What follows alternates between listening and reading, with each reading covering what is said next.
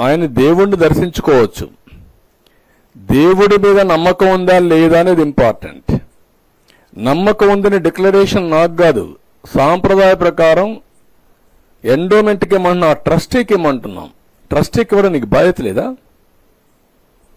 ఆ సాంప్రదాయాలను గౌరవించకపోతే నువ్వు ఎందుకు పోవాలి? నీకు అధికారం ఇచ్చింది ముఖ్యమంత్రిగా అధికారం ఇచ్చారు, కానీ సాంప్రదాయాలకు విరుద్ధంగా పనిచేయమని మీకు అధికారం ఇవ్వలేదు. You must know that. అది అడిగితే బూతులు తిట్టారు. ఇంకా ఏ ఎక్స్టెంట్కి పోయారంటే, ఏంటయా హనుమాన్కి చేయి నరికేస్తే ఏమైంది? బొమ్మే కదా. బొమ్మ అండి హనుమాన్, వెంకటేశ్వర బొమ్మ అండి. రాములు వారి తల తీసేస్తే ఏముంది? ఇంకో విగ్రహం పెట్టుకోవచ్చు కదా. ఎందుకు వీళ్ళంతా వారు చేస్తున్నారంటే మీకు అంతా ఇదండి. ఏ టెంపుల్ అయినా మనోభావాలు లేవండి. రథాలు పోతే, ఆ కొండ సింహాలు పోతే ఏముంది ఇంకోటి చేయించుకో. ఆ రథం కాలిపోతే ఏమైంది? కాలిపోయింది, తేనెటీగలు వచ్చాయి. అంటే అంత రెక్లెస్ సమాధానాలు.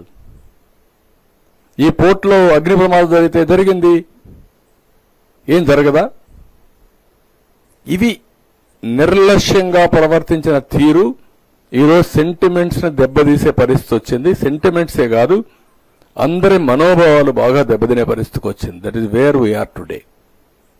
అందుకే నేను ఈ బాధపడుతూ చెప్తున్నా, ప్రతి ఒక్కరూ కూడా మనం భగవంతుడిని క్షమాపణ కోరాల్సిన అవసరం ఉంది. మనమందరం ఉండి భగవంతుడికి అపచారం జరగకుండా కాపాడలేకపోయామనేది, మనందరం నివారించలేకపోయామనేది క్షమాపణ కోరుకోవాల్సిన అవసరం ఉంది.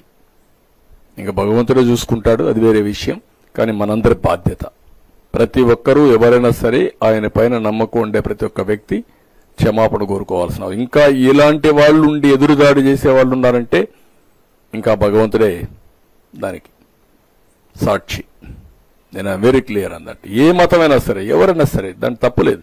నీకు ఏ నమ్మకుంటే అది చేసుకో, నేను ఎప్పుడు కాదన్నా. కానీ ఇలాంటి దౌర్జన్యాలు చేసి, ఎదురుదాడులు చేసి, ఇష్టానుసారంగా అబద్ధాలు చెప్పి, అబద్ధాలని నిజాలుగా నమ్మించాలని ప్రయత్నం చేయడం స్వామి ద్రోహం. I'm very clear.